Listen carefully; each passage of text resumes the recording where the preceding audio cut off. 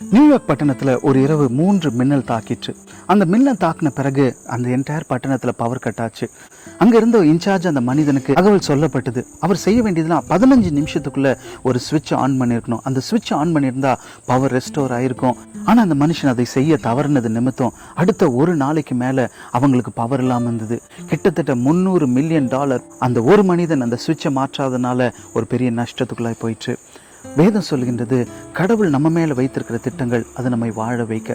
இன்றைக்கு ஆண்டவர் நம்மை குறித்து காரியங்களை பேசுகின்றார், நம்மோடு கூட ஆலோசனை கொடுக்கின்றார், ஊழியர்கள் மூலியமாய், போதகர்கள் மூலியமாய். ஆனால் நாம தான் சில நேரங்கள் அதை செய்வதில்லை. நம்ம எப்படியோ தட்டி கலைக்கின்றோம்.